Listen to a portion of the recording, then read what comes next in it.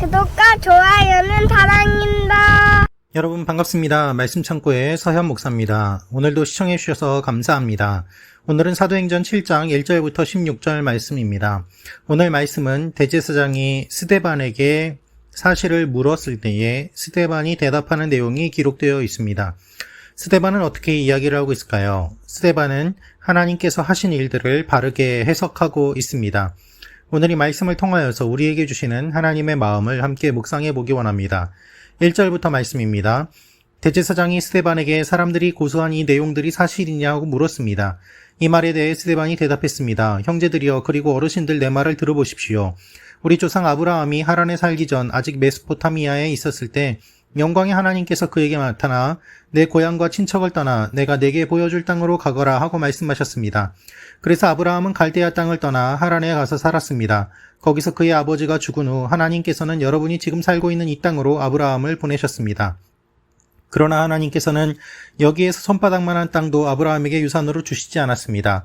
대신에 그와 그 씨가 이후에 그 땅을 갖게 되리라고 약속하셨습니다.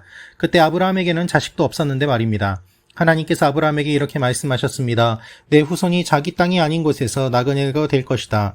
그리고 그곳에서 노예가 돼 400년 동안 혹사당할 것이다. 그러나 그들이 노예로 섬기게 될 그 나라에 내가 벌을 내릴 것이다. 그리고 나서야 그들이 그 땅에서 나와 이곳에서 나를 경배하게 될 것이다. 그러고 나서 하나님께서는 아브라함에게 할례의 언약을 주셨습니다. 그리하여 아브라함은 이삭을 낳았고 태어난 지 8일 만에 아들에게 할례를 주었습니다. 나중에 이삭은 야곱을 낳았고 야곱도 우리 12조상을 낳았습니다. 그런데 우리 조상들은 요셉을 시기한 나머지 그를 이집트의 노예로 팔아버렸습니다. 그러나 하나님께서는 그와 함께 계셔서 모든 어려움에서 그를 구해 주셨습니다. 또 하나님께서는 요셉에게 지혜를 주셔서 이집트 왕 바로의 총애를 받게 하셨습니다. 왕은 요셉을 총리로 삼아 이집트와 왕궁을 다스리게 했습니다. 그때 이집트와 가나안 온 땅에 큰 가뭄이 들어 사람들이 심한 고통을 겪게 됐습니다. 우리 조상들도 먹을 것이 없었습니다. 야곱은 이집트에 곡식이 있다는 소문을 듣고는 우리 조상들을 처음으로 그곳에 보냈습니다. 그들이 이집트에 두 번째로 갔을 때 요셉은 자기 형제들에게 자기가 누구인지 밝혔으며 바로도 요셉의 가족에 대해 알게 됐습니다. 이 일 후에 요셉은 사람을 보내 아버지 야곱과 모든 친족까지 앞에 75명을 불렀습니다. 그리하여 야곱은 이집트로 내려가게 됐으며 그와 우리 조상들은 그곳에서 죽었습니다. 그 후에 그들의 시선은 세겜으로 옮겨져 무덤에 묻혔습니다. 그 무덤은 과거에 아브라함이 세겜에서 하몰의 자손들에게 얼마의 돈을 주고 사둔 것이었습니다. 여러분, 오늘 말씀을 보면 누가 신문을 하고 있습니까?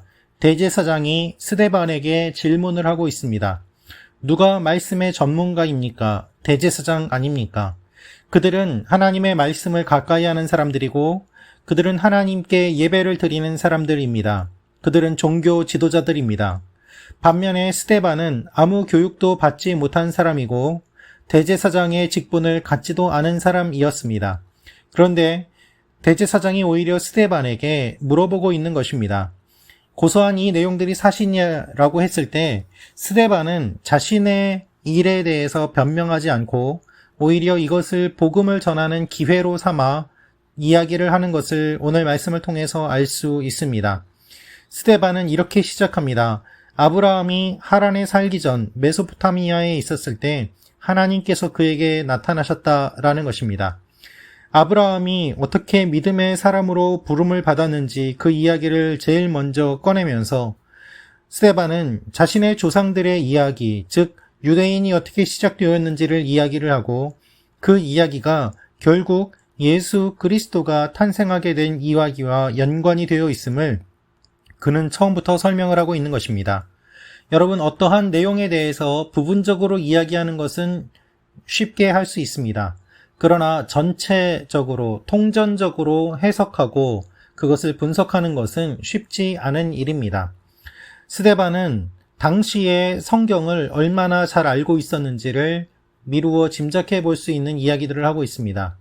성경을 우리가 보는 것처럼 창세기부터 말라기까지 다 묶어 놓았던 것도 아니고 각 권이 두루마리로 따로따로 분리되어 있었고 일반인들은 그 성경을 읽는 것도 쉽지 않은 상황이었을 것입니다. 그러나 그럼에도 불구하고 스데반은 오히려 하나님의 말씀을 통전적으로 이해하고 하나님의 역사의 시각에서 바르게 관찰하고 있는 것을 볼 수 있습니다. 바르게 관찰하고 바르게 해석하니까 예수님이 이 땅에 오신 것이 어떠한 의미인지를 바르게 알게 되고 그는 당연히 이 복음을 전하는 것이 마땅하다고 선포하고 있는 것입니다.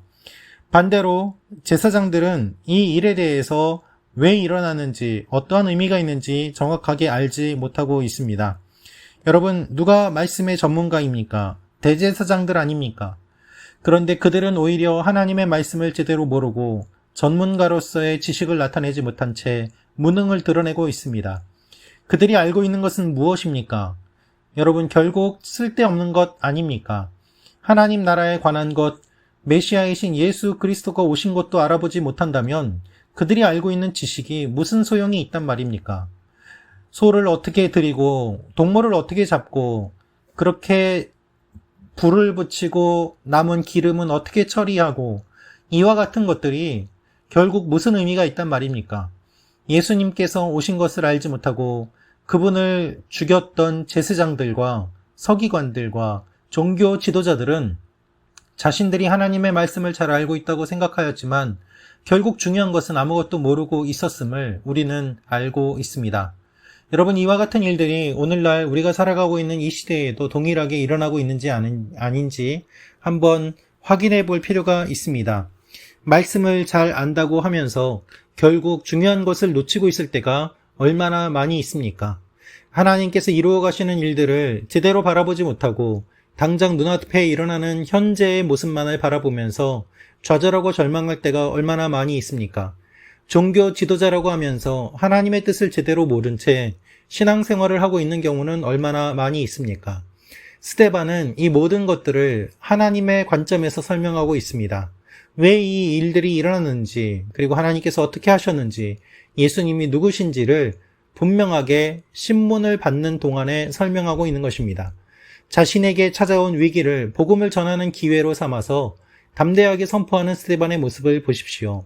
하나님은 오히려 연약한 자들을 통하여서 강한 자들을 부끄럽게 하시고 전문가가 아닌 사람들을 통하여서 전문가들을 부끄럽게 하십니다. 그래서 우리는 날마다 겸손해야 하는 것이죠. 오늘 이 말씀을 통해서 우리가 계속해서 하나님의 말씀을 어떻게 이해해야 되는지, 어떻게 받아들이고 선포해야 되는지 다시 한번 묵상하는 기회가 되기를 원합니다.